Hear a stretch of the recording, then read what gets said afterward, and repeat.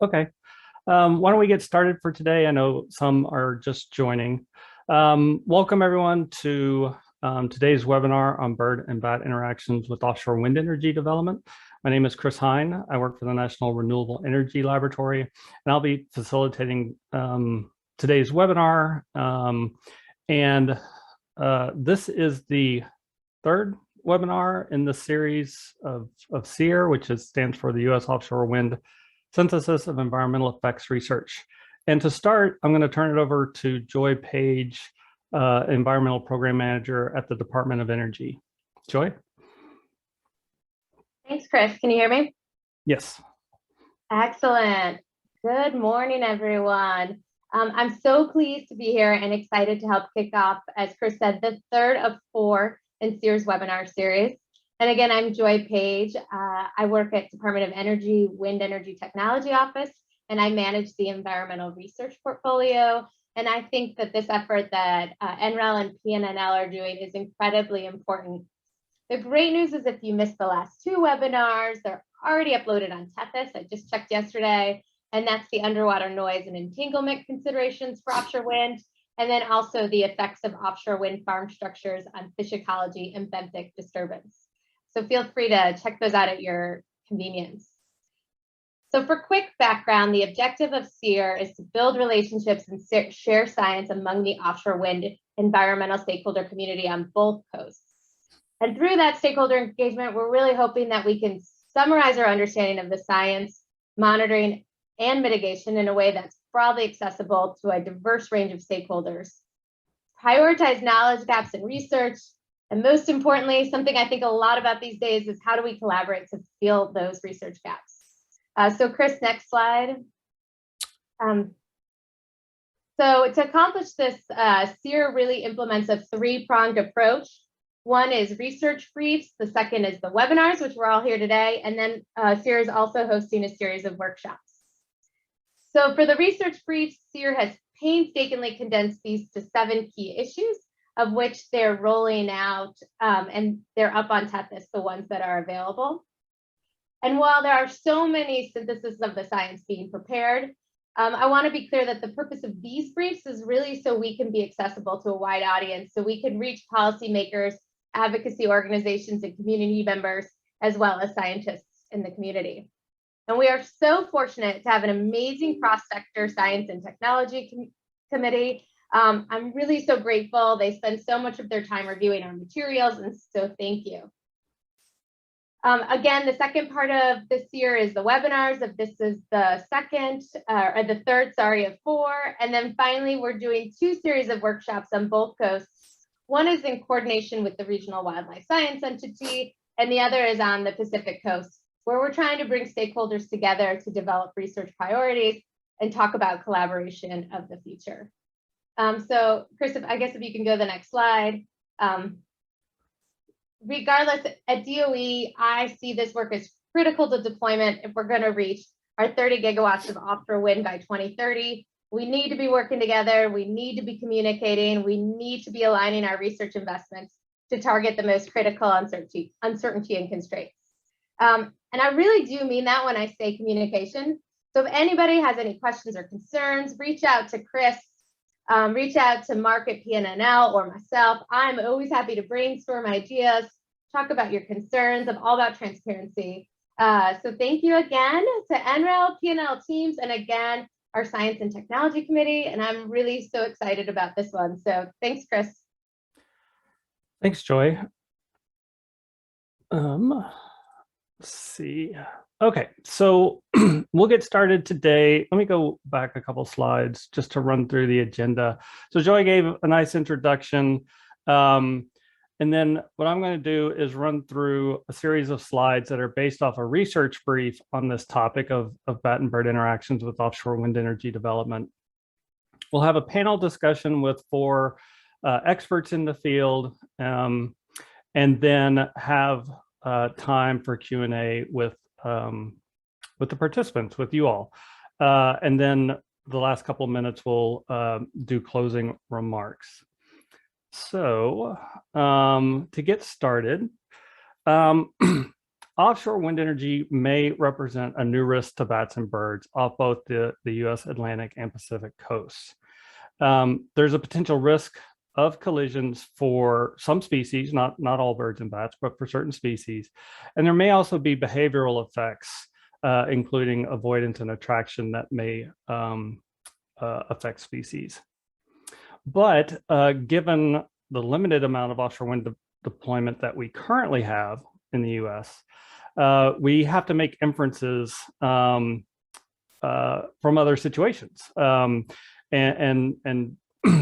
take as much information as we can from, say, Europe and their history of offshore wind development.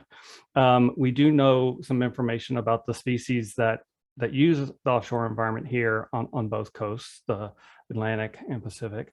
And we may also take some lessons learned from land-based wind energy facilities here in the US. Worldwide, studies at offshore wind farms have not reported any bat fatalities and really only a handful of bird fatalities. But that doesn't really tell us what the story might be, because we're not able to conduct systematic studies of post-construction mortality monitoring studies as we are on land. And so the lack of data stems from this inability to walk transect lines or search areas underneath wind turbines as we can on at land-based wind energy facilities. So to do this, we're going to need some sort of technology, most likely, to measure collision-related mortality offshore. But we do know that in the US and Canada, hundreds of thousands of bats and an equal amount of birds are killed each year by land-based wind turbines. And so we can try to use that information as best we can to make inferences while understanding, obviously, the differences between onshore and offshore.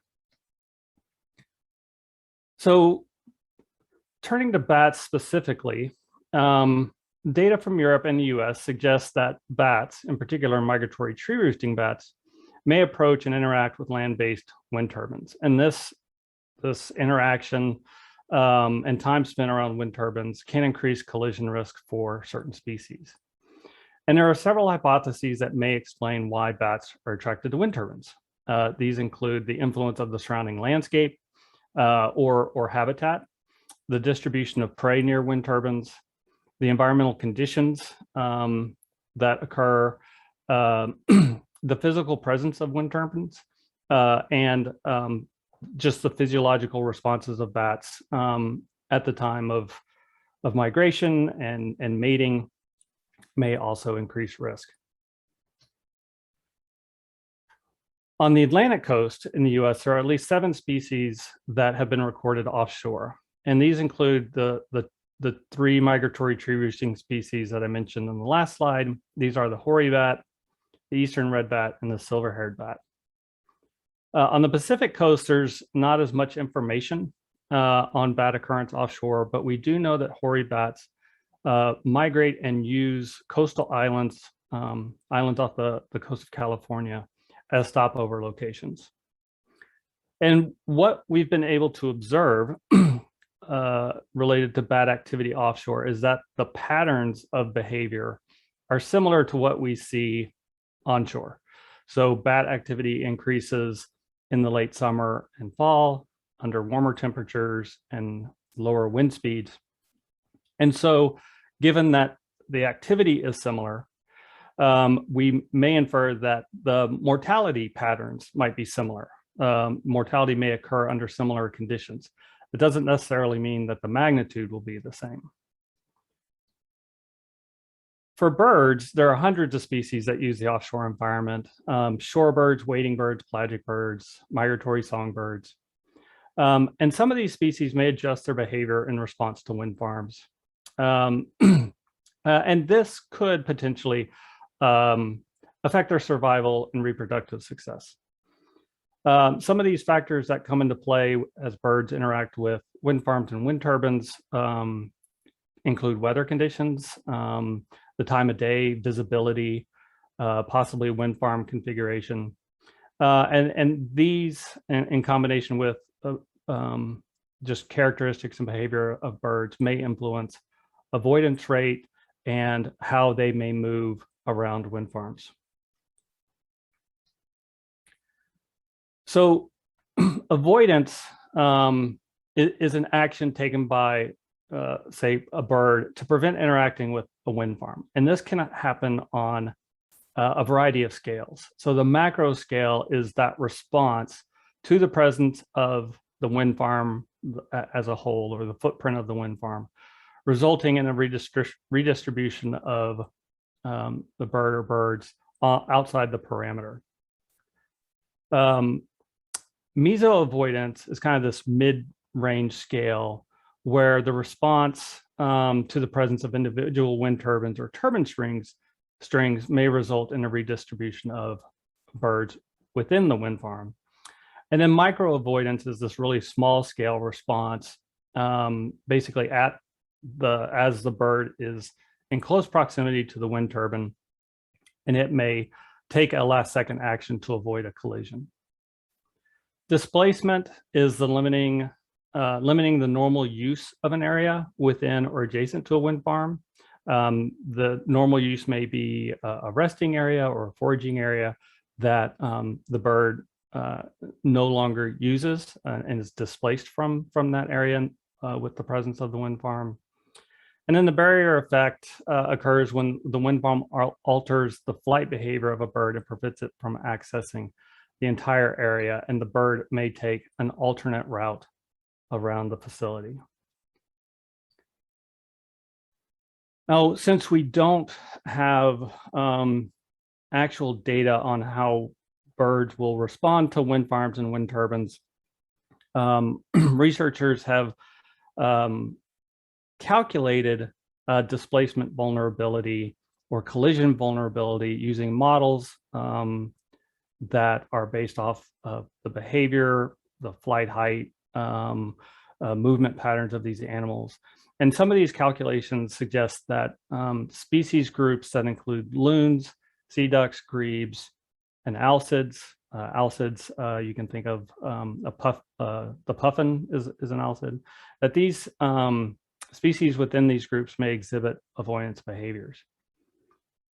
Attraction, on the other hand, may be associated with potential perching opportunities or the creation of favorable habitat. Sometimes this latter is called the reef effect. So when you put a new substrate in the water, such as a turbine tower, a monopole, invertebrates may attach to it, coral, mussels, which then bring in other animals, including fish that birds may be interested in as prey. And so this could attract them to the area. Examples of this from Europe include, of attraction include great cormorants and northern gannets. Seabirds may also potentially be at risk for collisions, and those that we have calculations or estimates for here in the US include gulls, cormorants, Jaegers, among others. So we have some information, but we need more information in order to make siting and operational decisions that maximize wind energy deployment and also meets our conservation goals. And so we need to collect data before, during, and after construction to understand whether there are changes in behavior, distribution, or movement patterns of these animals. Collecting data before construction now is kind of the time to do this, allows us to understand what birds and bats are normally doing in the offshore environment. And then during and after construction allows us to understand whether there are changes in those normal behaviors. As I mentioned earlier, onshore at land-based wind energy facilities, we're able to do carcass searches, and we have good methodologies and statistical tools to estimate mortality, but that's not possible at offshore wind farms. And so we need we need monitoring tools and technologies to help us understand these interactions. And it's likely that a combination of these tools or approaches will be necessary to answer the questions that we have. This is not an exhaustive list of approaches, methodologies, or technologies, but just some examples of technologies that are often used to study birds and bats. And they operate at different scales. They have their own limitations and strengths. And so sometimes to overcome the limitation of one technology, you pair it with another to help answer questions. So some of these include the acoustic detectors. These record the vocalization of bats and birds as they pass through an area. The acoustic detectors tend to have a relatively small cone of reception or range of detection. High resolution digital aerial surveys are another tool. This is an approach that's at a much larger scale. You can use fixed wing aircraft to take high definition digital imagery and survey over long distances to get an understanding of species and distribution of animals. Cameras, both visual and thermal, are used to study birds and bats. Similar to acoustic detectors, these have a relatively small range and can be used more often at the turbine scale for sampling. Radar can be used to track moving birds and bats through an area. It can get flight height, it can get passage rates, and operates on a relatively large scale, hundreds of kilometers or miles. Strike indicators are used at the turbine. They can be installed along the blades to record collision events. These are currently in development and validation testing at several locations and have not been used commercially at this point. And then there's telemetry. So the use of GPS tags or radio telemetry. This requires capturing animals and placing a tag on the animal and then following its movement patterns over time. So as I mentioned, these technologies can be used in and of themselves. So you can use cameras, say, mounted on a wind turbine to look at the micro scale interactions between bats and birds and wind turbines. And it'll give you certain information, but for example, cameras are not always, it's not always possible to identify species. So you may want to pair that with acoustic detectors, for example, to get some sense of species ID. And so there are several packages or systems that use more than one technology. Pairing cameras with detectors or radar and cameras, and or collision sensors and cameras. So there's a lot of different combinations that you can have to help fill in the gaps of one technology or another. Another tool to help, for example, predict what the collision risk might be for an animal, and this is most commonly done with birds, is the development of collision risk models. And these models take into account the size of the bird, its wingspan, its length, flight speed, flight height, a number of factors associated with the wind farm or wind turbine, and then a number of other factors go into collision risk models, such as avoidance rate. Now, some of these inputs are very defined, like we know the wingspan of a bird, its length, we know the length of the blades of a wind turbine, and others have a lot of uncertainty to them and are best estimates and can cause any changes in some of these variables can cause really large changes in the collision risk model. So these models can be very sensitive to small changes in some of the the variables that are input. And in developing these models, it's best to use the specific information from the site. So you want to use your information for the turbines you're going to use. You want to use species-specific information to achieve the best results. But it's important to understand that the uncertainty that some of these models can have, and it's as we learn more about these animals, we can get better and better data to input into these models so that we improve them.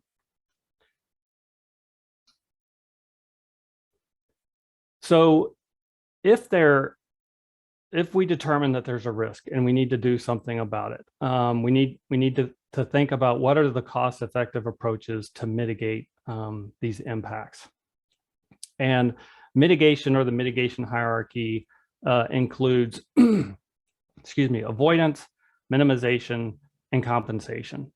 And having information on the species and understanding the behavioral interactions with wind turbines is essential for making informed decisions on siting that might maximize avoidance. And that is a great option. If you can avoid risk, that might be the most cost-effective approach.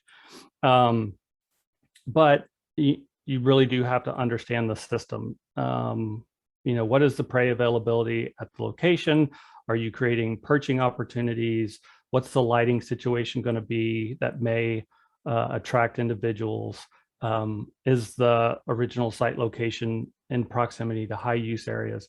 So it is important to understand the system when making siting decisions.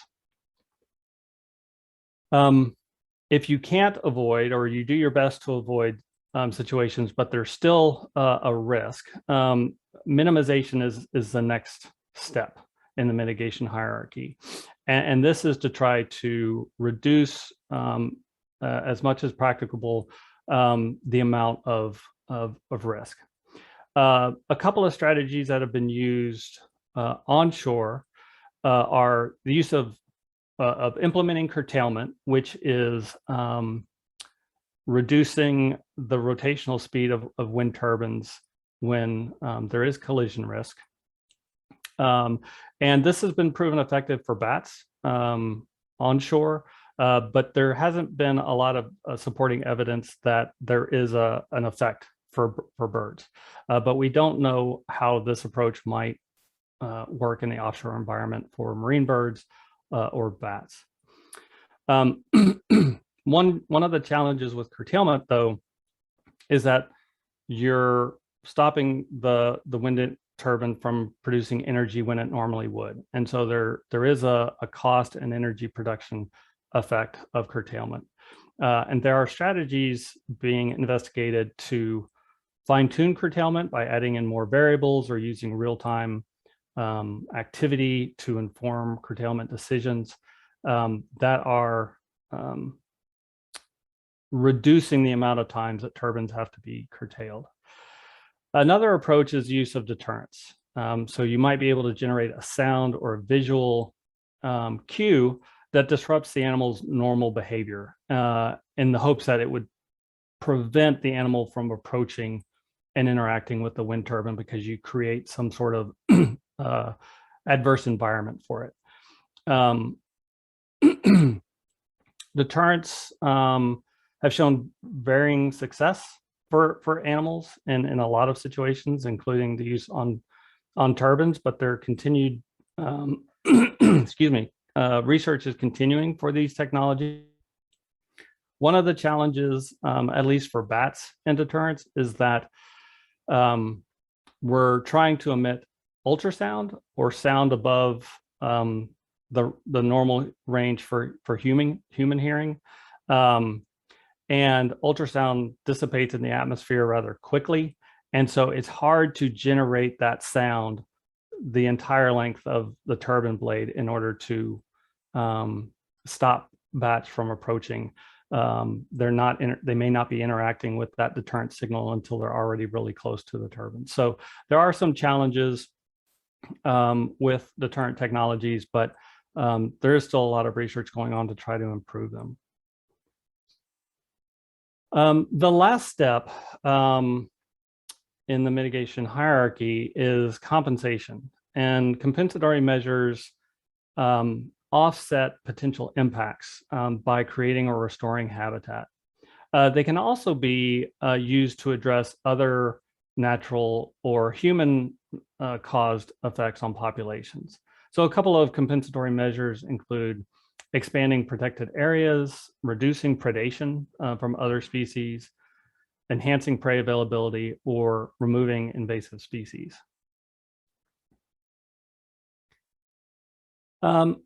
So going forward, as Joy mentioned, we have ambitious goals for the development of offshore wind here in the U.S. And in order to do that and meet our energy production goals and our conservation goals, we need to take advantage of the lessons learned from wherever we can, whether that's from our colleagues in Europe and elsewhere in the world, or from land-based wind energy here in the US. We need to improve the technologies and methodologies for collecting information. This will help us improve collision risk models and allow us to better monitor risks of offshore wind farms. So going forward, a couple of research needs include collecting baseline information on these animals that use the offshore space to estimate potential exposure and decrease uncertainty of collision risk models. Assess the attraction or avoidance behaviors that these animals may exhibit and the underlying mechanisms. So why are animals attracted, or why do animals avoid wind turbines or wind energy facilities? And also understand whether there are fitness implications to these behaviors. We need to better understand the actual collision risk and be able to quantify that. That will help us understand the fatality rates, but also validate these collision risk models. And finally, develop and validate potential mitigation options for risk if it's determined that that is the appropriate step given the fatality rate or the avoidance rate. So with that, that's the end of the overview. And so now I would like to introduce our panelists for today. We have four great researchers that I'm excited to talk with. The first is Dr. Pam Loring. Pam is a wildlife biologist with the U.S. Fish and Wildlife Service, Division of Migratory Birds in the North Atlantic Appalachian region. She received a PhD in wildlife conservation from the University of Massachusetts at Amherst, with a graduate fellow in the NSF IGERT offshore wind energy program. She works on a variety of research and monitoring efforts for migratory birds and offshore wind energy with partners throughout the US Atlantic. Kate Williams is the director of the Center for Research on Offshore Wind and the Environment at the Biodiversity Research Institute, a nonprofit research organization based in Portland, Maine. Kate has over 13 years experience conducting ecological research focused on offshore wind energy development and wildlife. Recently, she's been focused on working with stakeholders to assess and mitigate the effects of offshore wind along the Atlantic coast. She's also a primary investigator for the new DOE and BOEM funded project WOW, which is Wildlife and Offshore Wind, a 5-year collaborative research effort that kicks off this year. We have Dr. Trevor Peterson, who is a senior wildlife biologist at Stantec, specializing in renewable energy projects, bird and bat migration. He focuses on solutions to quantify and manage turbine-related wildlife impacts at terrestrial and offshore commercial wind projects. His PhD research at the University of Maine focused on the use of long-term acoustic bat data to study bat migration and predict and manage potential impacts from land-based and offshore wind projects. And Robin Brabant, who graduated with a master's in biology and a master's in environmental science and technologies at Ghent University. Robin is with the Royan Belgian Institute of Natural Sciences. He has been involved in the entire environmental permitting process of the first round of offshore wind farms in Belgian part of the North Sea and the environmental monitoring program from its start in 2008. He developed expertise in the environmental impacts of offshore wind farms and is currently studying the effects of seabirds and bats.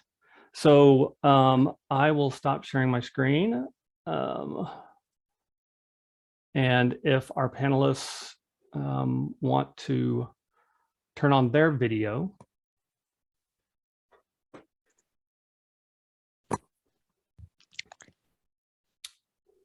Thanks, everyone. So let's begin. Kate, maybe I'll start with you. What lessons learned or current understanding would you like to highlight for risks associated with bird interactions with offshore wind development? I guess one thing I would say, which you touched on, Chris, and I think there's been some conversations in the chat that are relevant too, which is for birds and offshore wind, we know collisions do happen. We don't have great technologies to monitor them. So even though there haven't been that many detected, as you pointed out, like they're a little bit that is just like, we don't have great methods for monitoring them offshore. But there have been studies in Europe that have monitored for collisions, and they seem to be pretty rare for the most part. And what is actually a much more common type of effect for birds are these sort of behavioral changes that you noted, where we're seeing displacement and sort of functional habitat loss on either short or longer terms, or attraction, where you have either avoidance or attraction behaviors. And those, as you pointed out, could have a variety of potential effects on individual fitness that we don't really understand very well. We don't know if there is an effect on individual fitness, which could lead to a population level impact, or whether animals sort of move to different areas and sort of go on as usual and are able to catch the same amounts of food and all that kind of thing.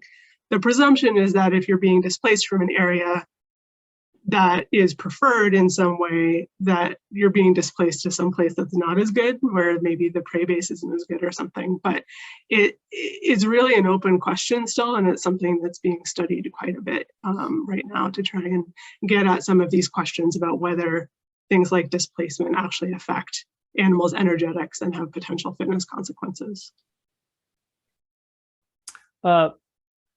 Pam, from your perspective, what would you like to highlight with respect to bird interactions with offshore wind? Yeah, thanks, Chris, and thanks for the opportunity to participate in this panel. I'd just like to highlight a couple of points around our current understanding of risk.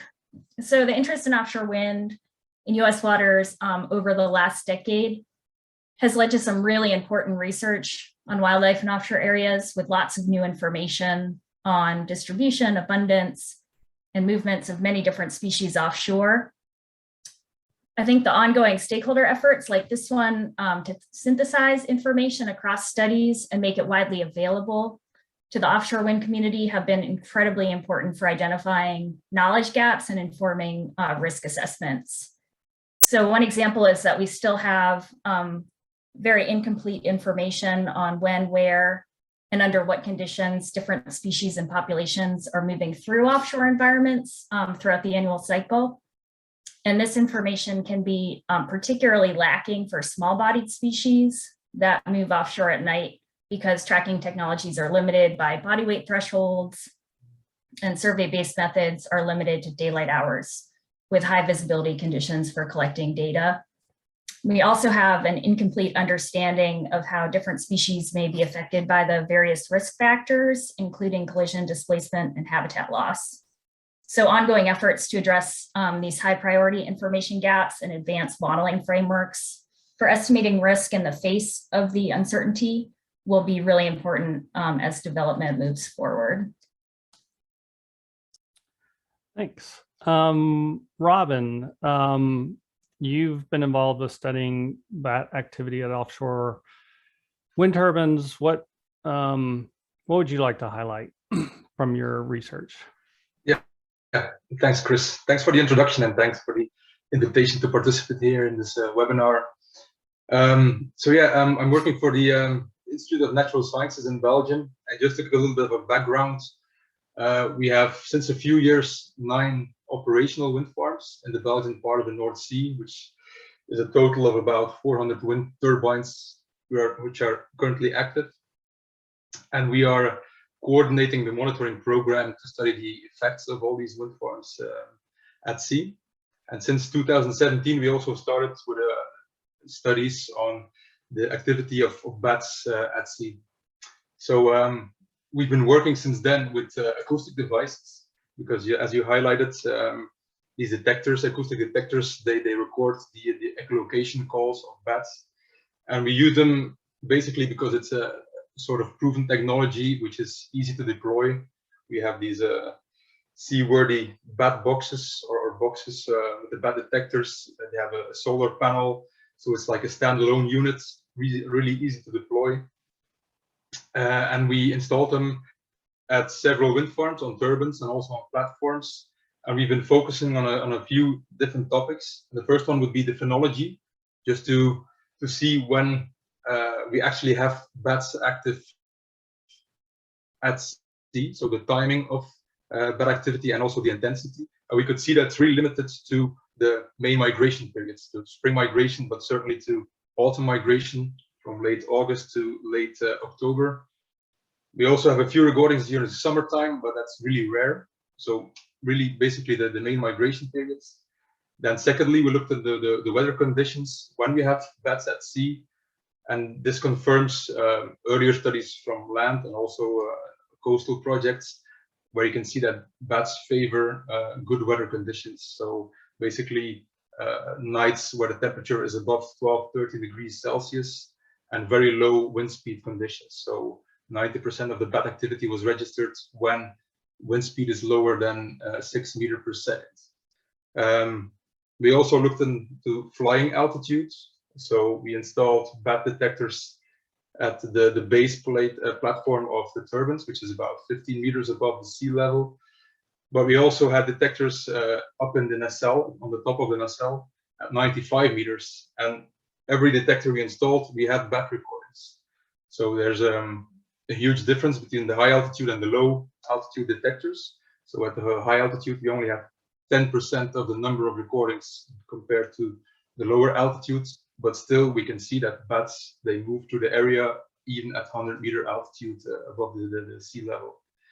And then our last one is that we installed the detectors with increasing distance from the coast.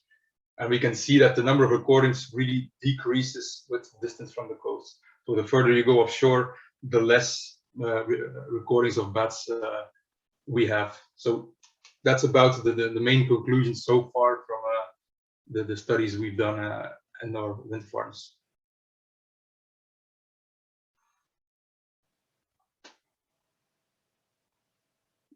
You're still muted, Chris. Thanks. Trevor, you've done some work off the Atlantic coast monitoring bats. What has your research found? Yeah, thanks again for being able to talk about bats here. Our research confirmed many of the things that Robin just mentioned, even though we're dealing with a different set of species here in the US. The 4-word summary of our research was, everywhere but not often. So in other words, we detected bats everywhere. We put equipment, but they were present only, as a subset of the time of year, primarily during the fall migration period, and they weren't present very regularly. So it's important.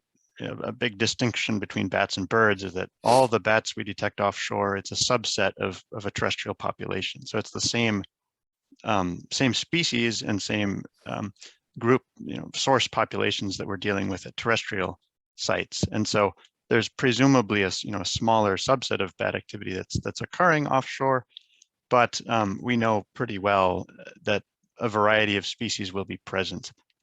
It's mostly dominated by long-distance migratory species, in particular the eastern red bat accounts for the large majority of activity that we've recorded at offshore structures, things like buoys and ships and so forth.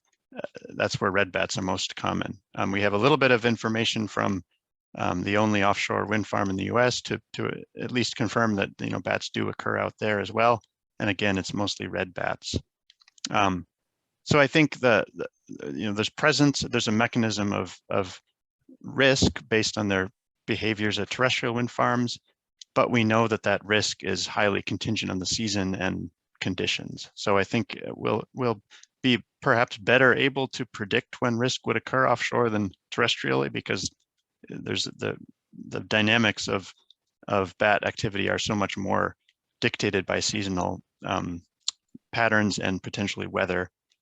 And then I guess the last thing I wanted to say is that attraction could play a relatively large role for offshore. It appears that bats are attracted to terrestrial wind turbines, but we don't know at what scale that may occur. And that's important for offshore because a turbine is a very novel feature in an otherwise what we presume is a relatively featureless habitat where bats are concerned. And so the dynamics of attraction and at what scale that occurs is really important to understand when we think about potential impacts. Great. Before moving on to the next question, Kate or Pam, Robin, anything else come to mind, or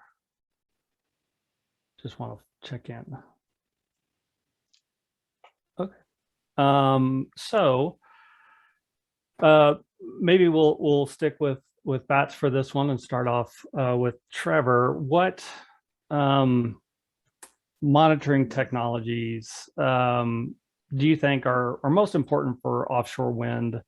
To study bats. Yep. Yeah, I agree with Robin. Acoustics are probably the most straightforward. What they do well is provide information on species, relative activity levels. It's possible to monitor for long periods of time. Of all the available options, acoustics is probably the most straightforward. The only other real option for bats is either to track individual bats, in which case we're dealing with many of the same problems that Pam mentioned for small birds. Plus, you have to catch the bats. So it's a different kind of information. I think there's some value, but I think acoustics are going to provide the most useful feedback in terms of understanding whether bats are active at turbines at times when the turbines are on. That's an important thing. If the turbine is off, there's very little mechanism of risk for a bat. And so the key is going to be figuring out, are the turbines spinning when the bats are present? And if so, what's the wind speed? What are the implications of turning the turbines off in terms of avoiding risk, but also managing energy loss? So yeah, acoustic is primary, and others will mention cameras, but you'd have to have a very good camera to see a bat at the scale that we need to see offshore. And Robin, what technologies do you feel are important for bat monitoring? Yeah, I agree with the acoustic detectors, but an important remark is I think that everyone who's using these acoustic detectors should be aware of the limitations also. There were some validation studies showing that only I think 30 to 50% of bats passing by a detector are actually being recorded. So it's a great tool with great use, but you should be aware that it's only like it has a limited range, like you said in the presentation. If you're depending on the species, like high frequency species, will only be detected 10-20 meters from the detector. So you should be taking these kind of limitations into account when you're making conclusions about the recordings that you have. For instance, I think a lot of these acoustic detectors are being deployed at the nacelle height, underneath the nacelle. I think an important or a nice paper from Voigt et al. Showed that only 5 to 25% of the risk zone is being sampled by an acoustic detector. So it's not the answer to everything. So you should be really aware of the limitations of these devices. I think installing multiple acoustic detectors at one site and then maybe combining with now newly emerging technologies like thermal cameras or other video high resolution cameras.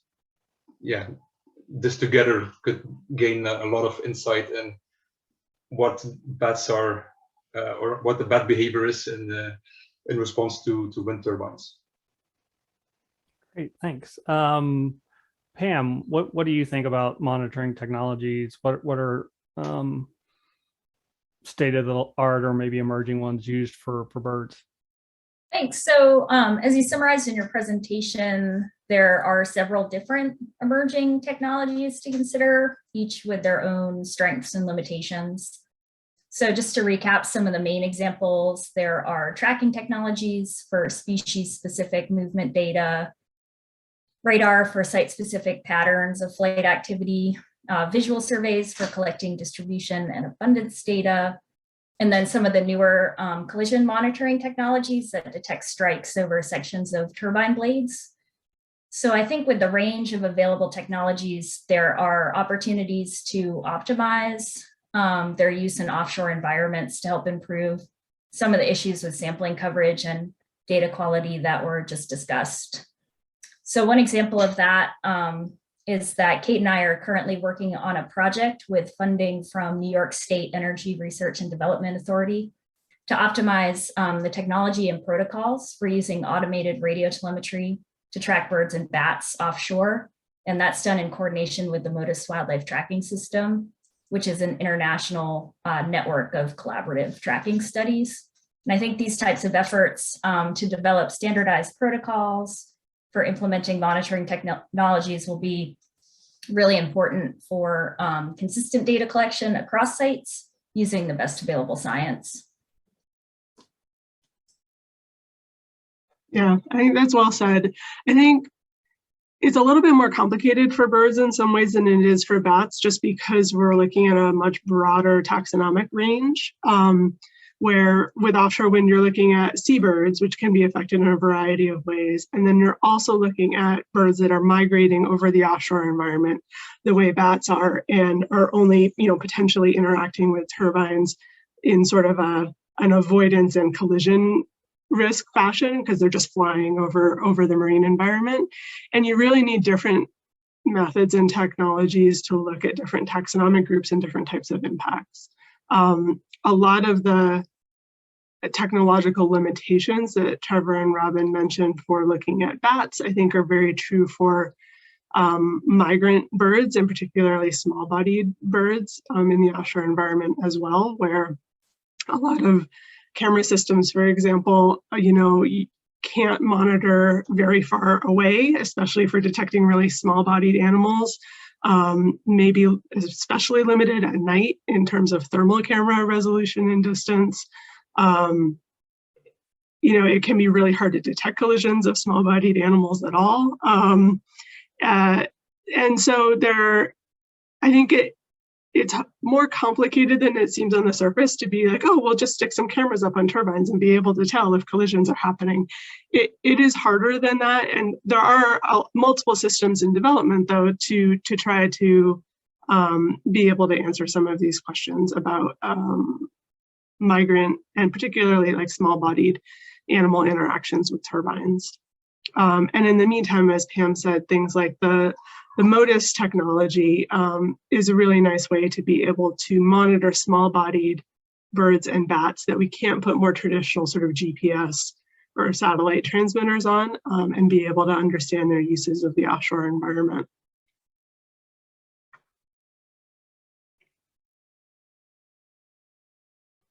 Oh, you're on mute, Chris. Thank you. So this is for any of you all, since we're talking about monitoring technologies, maybe you could talk about some of the challenges with powering, maintaining equipment, getting data. Where do we place these towers or detectors? It's a lot different than and different challenges than onshore. So maybe speak to some of the challenges or approaches that are used offshore to position and maintain equipment. I'll jump in. Yeah, everything is more difficult offshore. Access is much more restricted. You can only get there during certain times of year, and it's just a lot more expensive to get, and a safety concern to get people and equipment on and off turbines. So I think the technology needs to be proven terrestrially before it can really be justified to put it on turbines in most cases. And I think to the extent that there's coordination with the company that's developing a site, if equipment can be configured and set up before the project is built. So in other words, make the turbines have the necessary mounting or the necessary power supplies, that would make the process much easier, rather than thinking of strategies once the turbines are in operation. That's easier said than done, but I think that should be a major focus in terms of trying to anticipate the types of equipment that might be useful, and to the extent that we can, creating the infrastructure ahead of time would really make life easier. Yeah, speaking as a biologist, it is surprisingly complicated to try to add technological systems onto turbines after the fact. It requires actually a lot of engineering. And these are really highly engineered systems where things like the amount of power available and where it's available are highly designed and decided way ahead of time before the turbines are actually built. And so as much as possible, trying to integrate monitoring plans into the turbine designs early on is the best way to make sure you can actually get the types of monitoring systems out on turbines that you want. Yeah, I also agree. Sorry. Yeah, just maybe saying, I also, we're also working with a bird radar, which is installed on a platform in an offshore wind farm. And that was during the design phase of the platform, we already talked with the developers, and for them, then at that point, it was really easy to foresee amounts to install the bird radar, to have a separate room for us, to have a network cable and electricity supply. And I think indeed, if you start and that's in the design phase, talking to the developers, then it's fairly doable to have equipment there. The bat research we only started once the turbines were already there, so that's why we opted for the standalone units, bat detectors, which are easy to deploy with a solar panel without a network connection or so, just an SD card collecting the data. So that's why there are also other options with network cables and stuff. But then it would, that would need again another cabling and stuff, which is really difficult once the turbines are already installed after the design phase. So yeah. So I can just speak quickly to some of the work that we've done in partnership with Ørsted at Block Island Wind Farm to put a bird tracking station on their turbine that uses the automated radio telemetry technology. So first and foremost, having really strong industry partnerships and collaboration is key to the success of any of these efforts. Having capabilities for remote data access and system health reports to ensure that the stations are running without having to do in-person checks as frequently have been really helpful. Having streamlined logistics with really efficient workflows and clear protocols has been helpful. And then in terms of data quality, there are challenges with the radio telemetry stations, in particular with antennas needing a clear line of sight to the surrounding airspace in order to get quality data. So having a good location on the turbine for siting the equipment requires a lot of coordination with the site engineers and the managers, but worth it in the end for maximizing data quality. And I just want to mention real quick, since we're on this topic, there's a new project that was funded by the National Offshore Wind Research and Development Consortium that just kicked off. I'm a co-PI on it with Sarah Corbis at Worley Group, but the idea is to try to look at some of these sort of operational limitations to existing monitoring technologies and sort of assess what the current capabilities of all of these technologies are for both birds and marine mammals, and then where we kind of need them to be in terms of things like being able to check remote, system health remotely, like Pam said, and know whether your system's actually operating without having to physically be there and check it.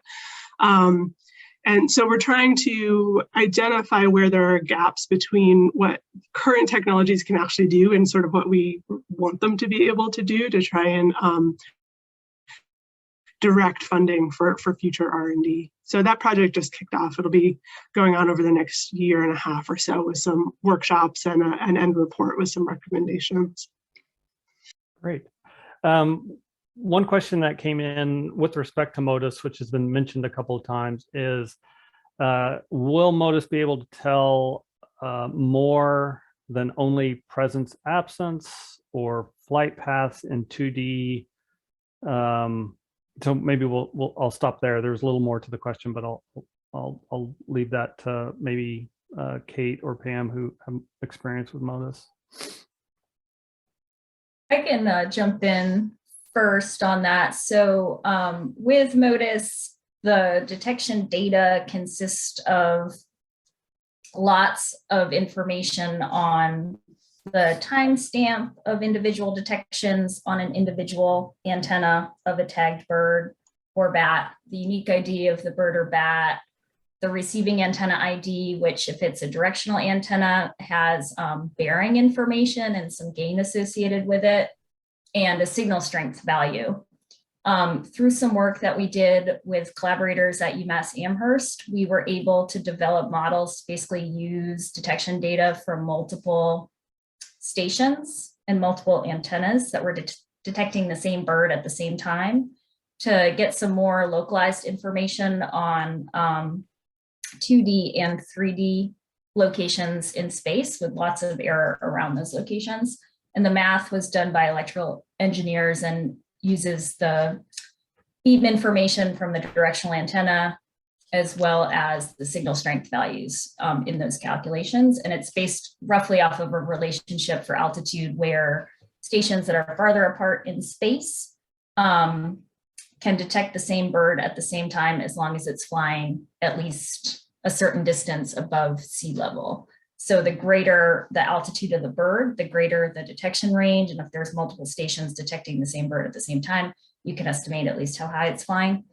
We're currently continuing some of that modeling work in collaboration with Kate and colleagues at BRI, as well as other folks from the University of Rhode Island that are in the physics department to try to make better tools for data analysis using MODIS, but it's still very much an ongoing effort.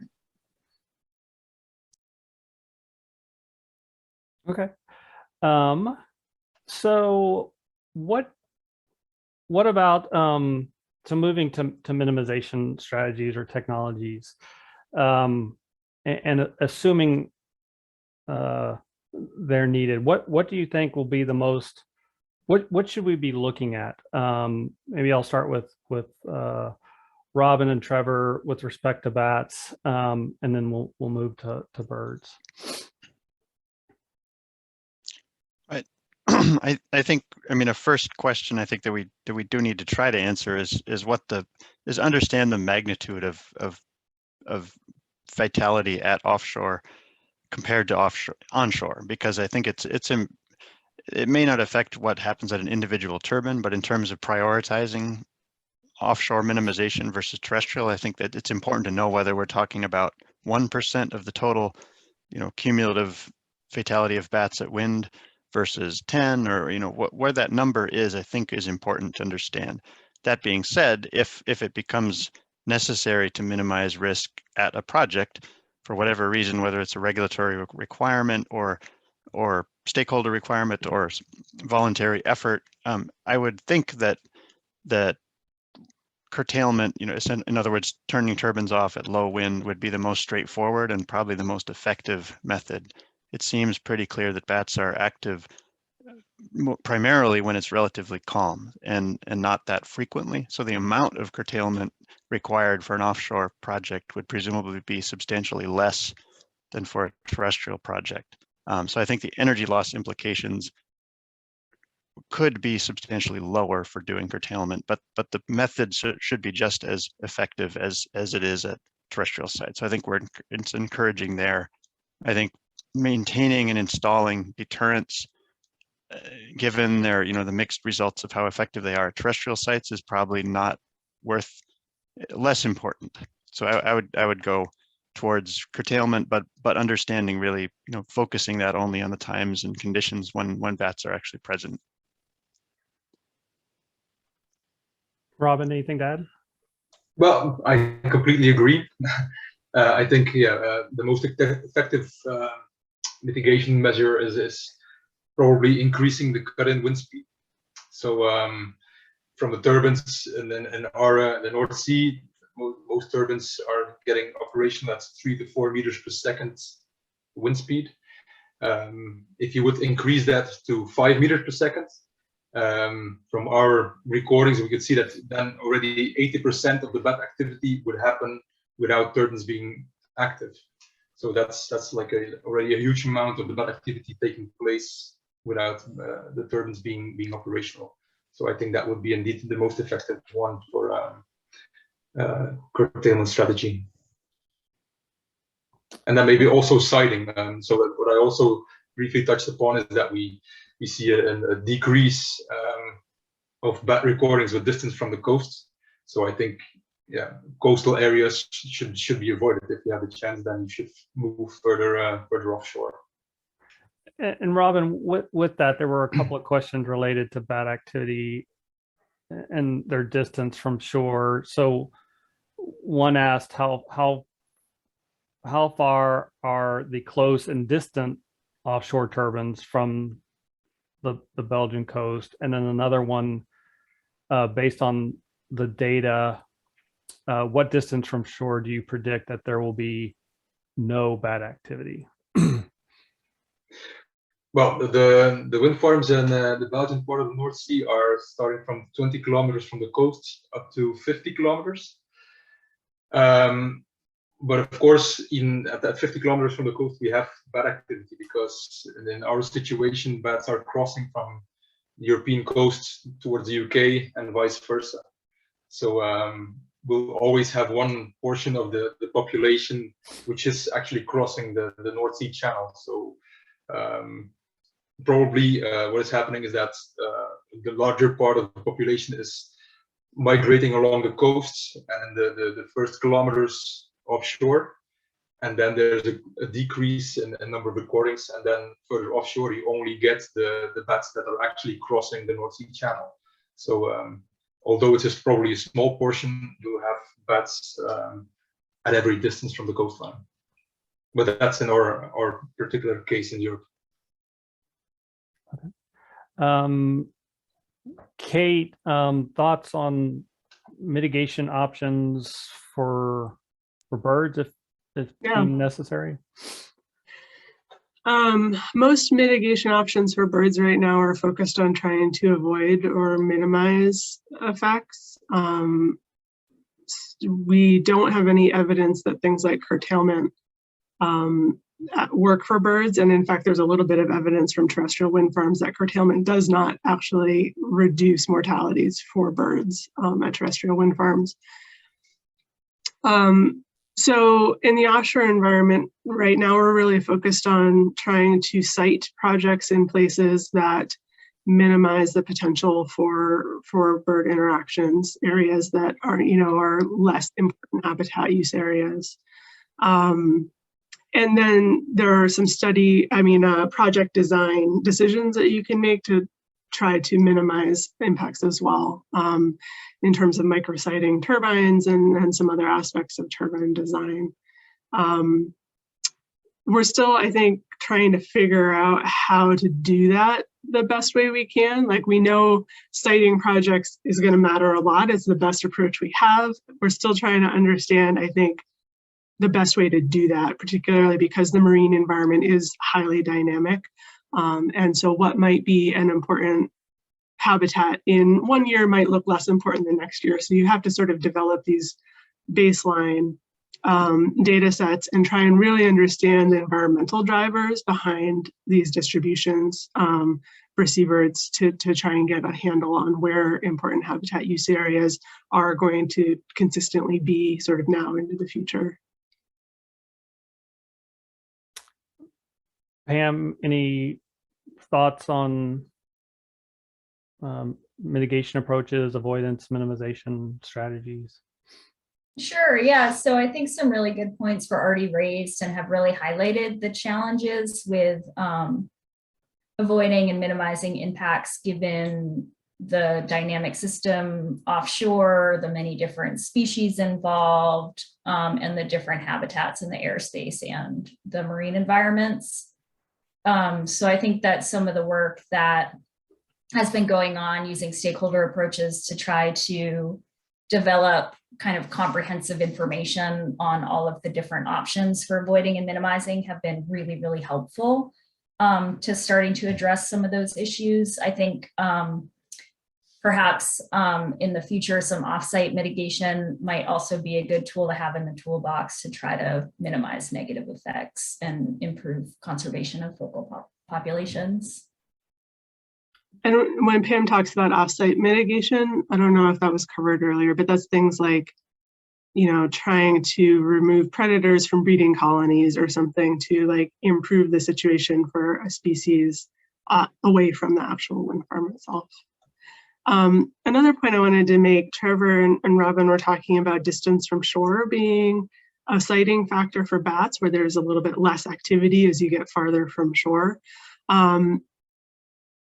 As a whole for birds, that sort of holds true as well, where overall abundance and species diversity does decrease with some combination of distance from shore and bathymetry. Probably is partially water depth related. But so the farther offshore you go, probably the less opportunity for interactions on the whole, but you end up with a different sort of suite of species in those farther offshore locations that you maybe wouldn't be having the opportunity for any interactions with in a nearshore location. So you can't just like sort of totally avoid or minimize impacts by moving farther offshore for birds, but on the whole, the abundance and the diversity of birds does drop off as you get farther away from shore. A couple of questions and comments that came in recently relating to curtailment in birds. I think there's been some success for sensor-based curtailment and raptors.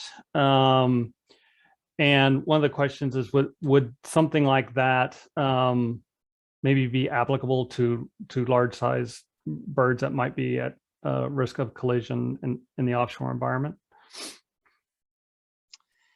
It's possible. Yeah. So when we talk about curtailment, there's curtailment that's based on sort of environmental conditions, whether that's wind speed plus temperature, or, you know, environmental factors that are sort of saying, here are these high risk periods where we're going to not be trying to generate electricity.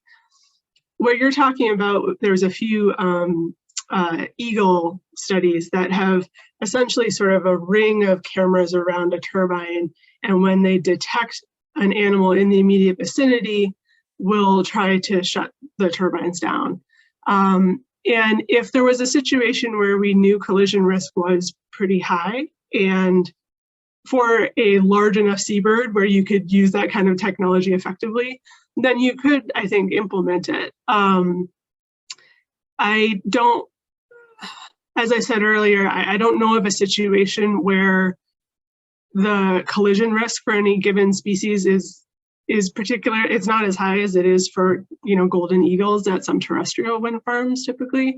And so I don't know that anyone's really talking about implementing that kind of technology offshore, but as far as I know, I think it should be possible to do. There are some issues with any kind of camera system in the offshore environment, especially pointing out like that, where there's a lot of sort of wave clutter and sort of background related issues in terms of detections, where it can make it a lot more difficult to detect the animal you're trying to detect without having either false negative or false positive detections. And from a bird perspective, what are your thoughts of any sort of deterrent technology, whether visual or some sort of audio deterrent working? I'll go first and then Pam can weigh in. Honestly, I don't think there's a lot of evidence that deterrents work very well for birds. And that's drawing from not the offshore wind literature or even the wind energy literature generally, but just from a variety of studies trying to deter birds from agricultural fields in all kinds of circumstances. Birds tend to acclimate to different types of deterrents over time. And the classic example is like crows sitting all over a scarecrow in a field, right? Like they will stop responding to that deterrent eventually and just get used to it. You can try to minimize that by only activating a deterrent when an animal is detected in the vicinity. If you can combine the deterrent with like a camera system, for example, so that you then,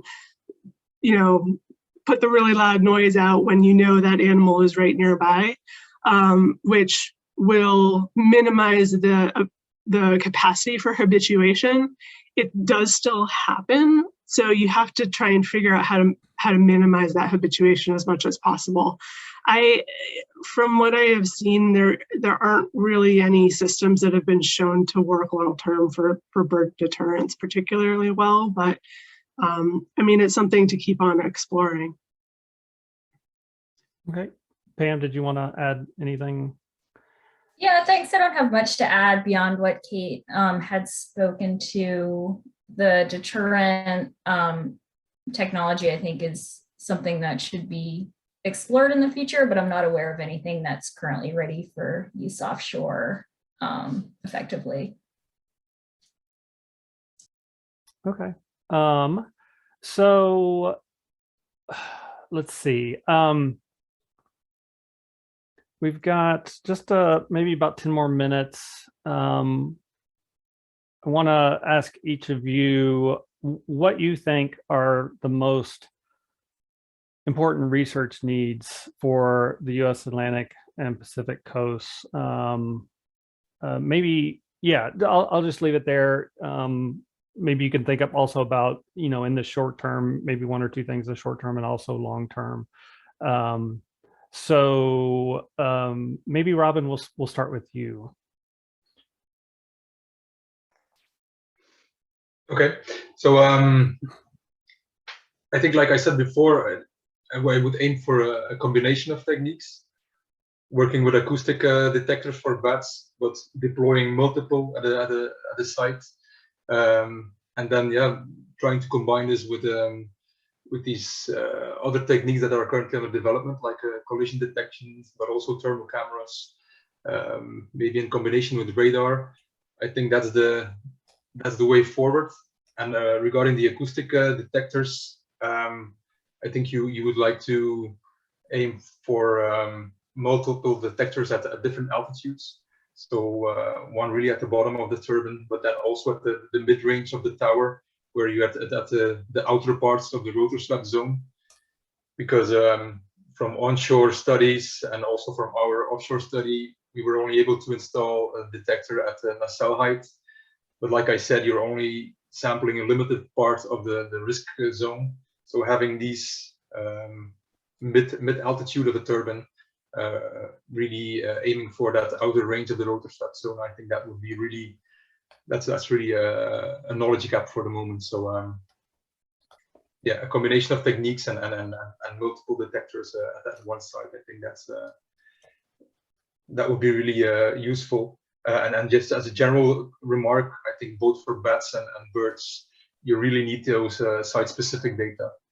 If I can have an example from our bird surveys, and then in our part of the North Sea, at the closest wind farms, we had certain gull species being attracted to that wind farm, but then 20 kilometers further offshore, we had avoidance behavior of those identical species. So that was due to mainly adults being attracted to the one wind farm, where juveniles and immature animals were then avoiding the wind farms further offshore. So you get different results based on location, but also on life or life stage, on seasons. So I think it's really important to focus on site-specific data as well. Yeah, thank you. Trevor. Great, thanks. Yeah, I would start with site-specific data, and with the goal being to establish the, really get a handle on the magnitude of exposure and fatality offshore. I don't think we'll be able to directly measure fatality, but I think we'll have a pretty good framework to use, something like acoustic exposure, to get a pretty good correlation or a sense of how fatality rates may stack up at terrestrial versus offshore sites. And with that information, then that will really guide how much of a priority some of the other factors are. But certainly, I think site-specific data will accomplish that goal and will also provide us the feedback we need to design, minimization measures. So I think that's an important, a practical step that we need to take with respect to bats. There's a host of behavioral questions that will be, be fascinating to look into, whether that's a priority or requirement of the offshore wind industry per se. I think is sort of dependent on how much of this, how much fatality is occurring offshore compared to terrestrial, specifically because of the fact that it's all coming from one, sort of source population. At least we're thinking about potential risk to bats in that terms of larger scale issues. So I think it is important to get that question ironed out. Not that it's an easy question to iron out, but I think that's an important place to focus. And yeah, the specific way to get there, I really do think, is as much site-specific information on actual exposure rates once projects are constructed, because we don't fully need to understand all of the mechanisms behind attraction, what is driving them there, if we simply can measure how often they're there and then sort of work backwards from that. Okay, great. Pam, do you want to comment on maybe next steps? Sure, thanks. So just a few that come to mind are really optimizing the use of individual technologies for offshore monitoring, including radar tracking, acoustics, cameras, and things like that.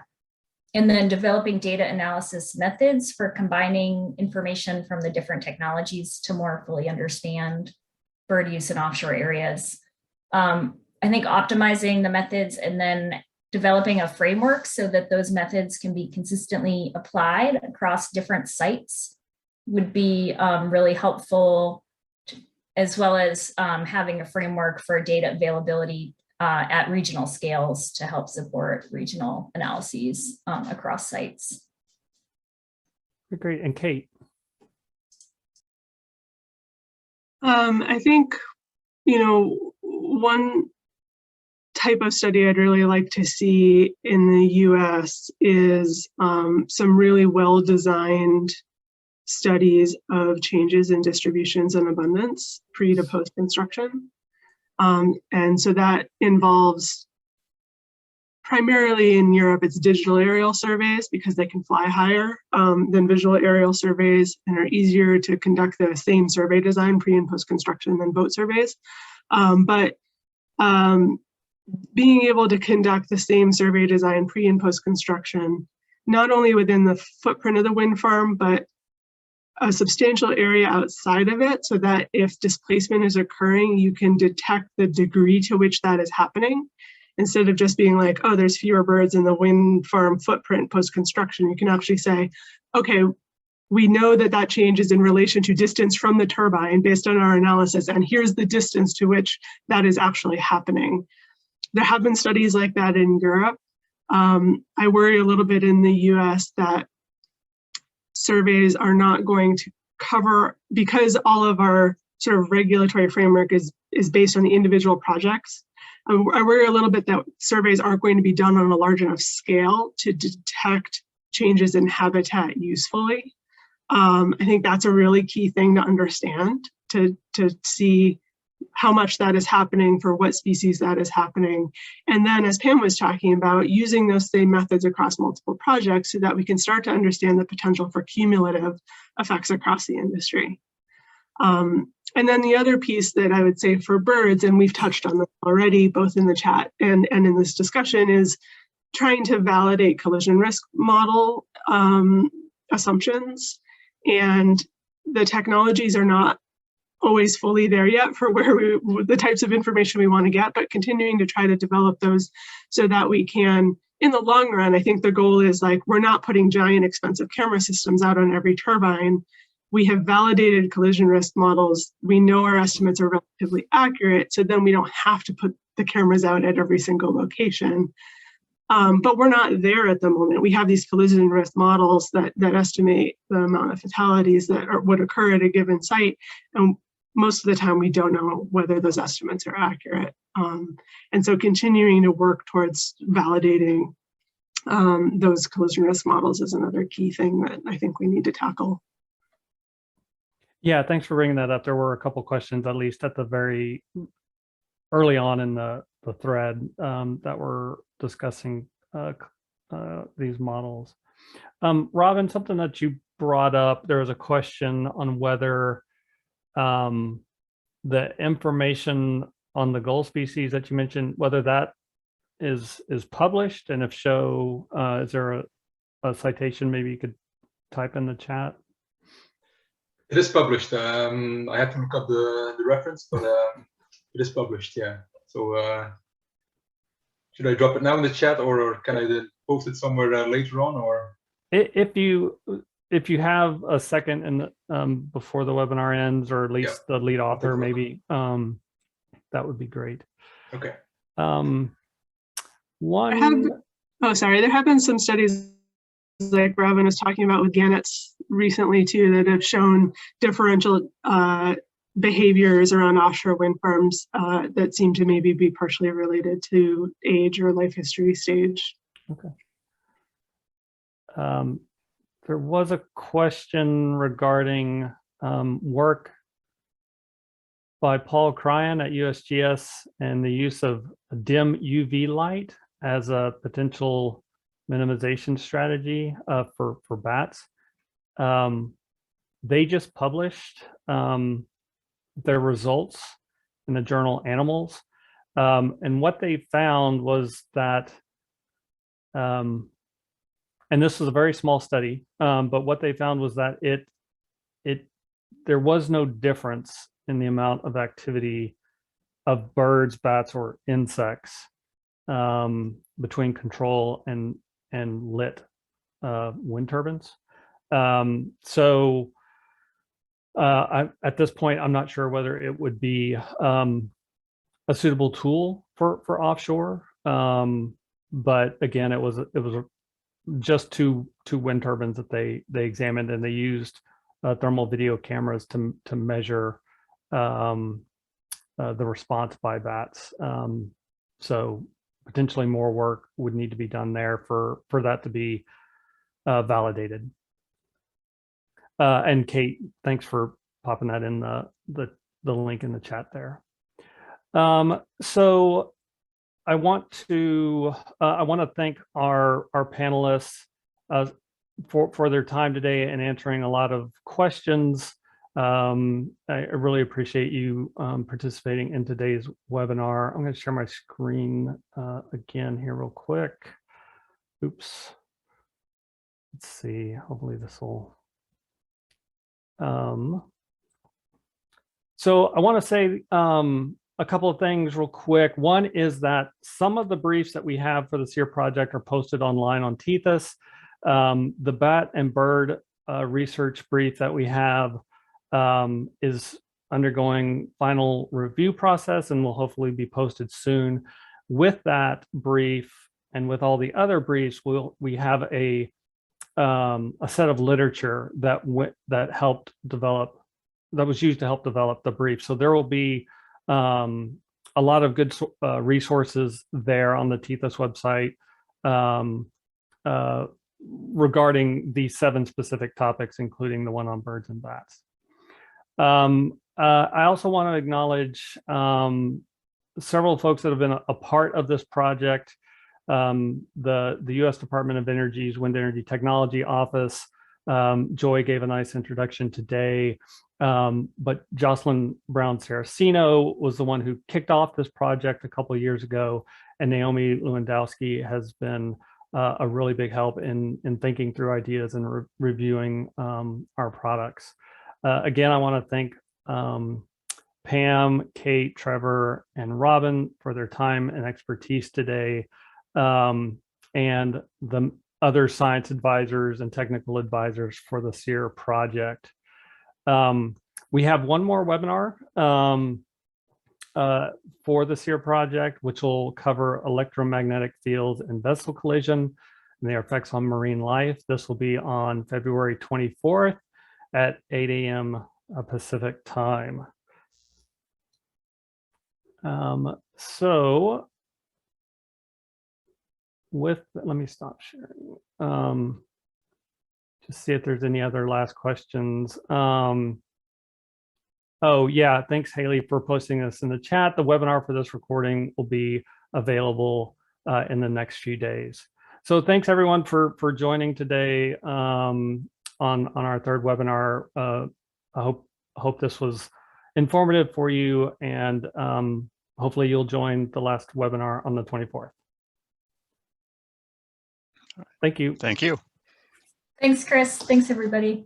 Thanks, everyone.